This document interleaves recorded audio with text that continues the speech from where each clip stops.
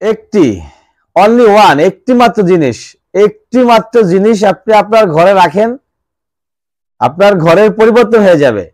আপনার রিজিক চলে আসবে, বেশি থেকে বেশি পরিমাণে রিজিক আসবে, ধন দৌলত টাকা পয়সা আসবে।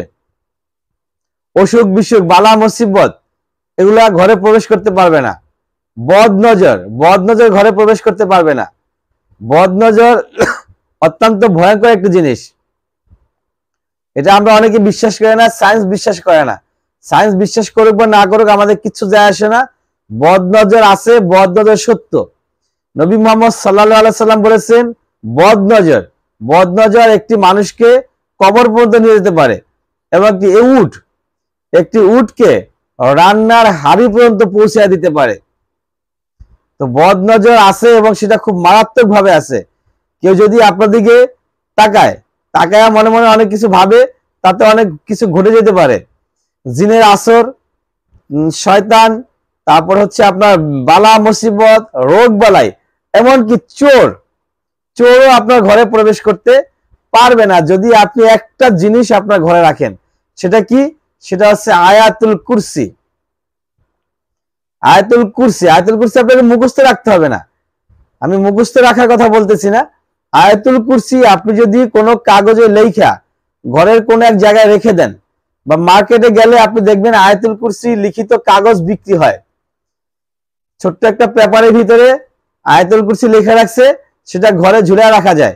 এরকম আয়াতুল কুরসি মার্কেটে বিক্রি হয়। সেই আয়াতুল কুরসি যদি মার্কেট থেকে আপনি কিনে আনতে পারেন, আইনা আপনার ঘরের রাখতে পারেন, তবে রাখার একটা নির্দিষ্ট জায়গা থাকতে হবে, ভালো জায়গা থাকতে হবে। এমন জায়গায় রাখা যাবে না যেখানে রাখলে আয়াতুল কুরসি অসম্মান হয়। অর্থাৎ আপনি শুয়ে আছেন, ঘুমে আছেন, আপনার পায়ের উপরে পা বরাবর আয়াতুল কুরসিটাকে রেখে দিলেন, না, এটা হবে না। এটা আয়াতুল কুরসির বেইজ্জতি হবে। চেষ্টা করতে হবে মাথা বরাবর, আপনার মাথা যেখানে থাকে আয়াতুল কুরসিটা সেখানে রাখার। তবে সবচেয়ে উত্তম হচ্ছে সেই আয়াতুল কুরসি লিখিত কাগজটাকে মেইন গেটের বরাবর উপরে রাখবেন, আর সেখানে কোনো প্রবলেম থাকে না।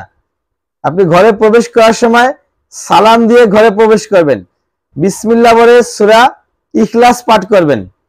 যদি বিসমিল্লাহ বলে সূরা ইখলাস পাঠ করেন ঘরে প্রবেশের সময়, আপনার ঘরের টাকা কোত্থেকে যে আসবে আপনি কল্পনাই করতে পারবেন না। আপনার সম্পদ, আপনার অর্থ বৃদ্ধি পেতেই থাকবে। একজন সাহাবী, গরিব বেদুইন সাহাবী নবী মুহাম্মদ সাল্লাল্লাহু আলাইহি ওয়াসাল্লামের কাছে আসলেন। আয়েশা, সে বললেন যে আল্লাহর নবী, আমি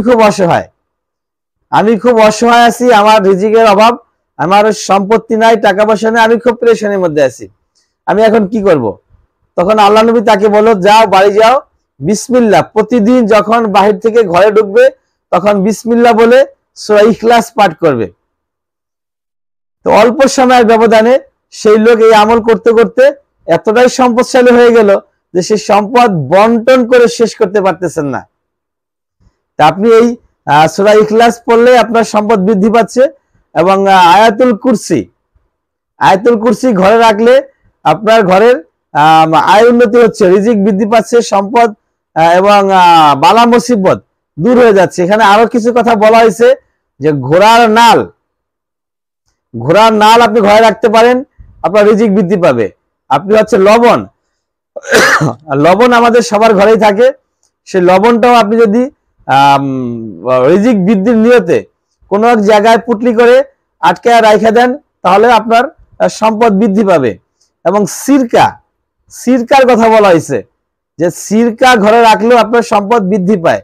এবং আরেকটা বিষয় হচ্ছে তোতা পাখির বিষয়টা অনেকেই আমি দেখলাম এরকম বললো, তবে তোতাকে ঘরে রাখার বিষয়ে হাদিস কোরআন থেকে স্পষ্ট কোনো দলিল আমি পাই নাই, আপনারা পাইছেন কিনা জানি না।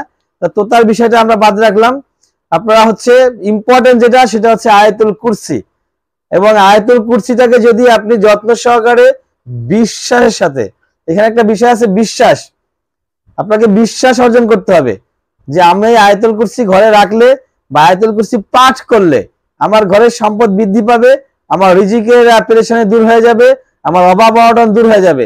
এই বিশ্বাস যদি আপনার অন্তরে থাকে তাহলে ইনশাআল্লাহ তাআলা আপনার রিজিক নিয়ে আর পেরেশানি করতে হবে না, আপনি আর গরিব থাকবেন না, আপনি সম্পদওয়ালা পয়সাওয়ালা হয়ে যাবেন ইনশাআল্লাহ। ওয়া আখির দাওয়ানা আলহামদুলিল্লাহি রাব্বিল আলামিন।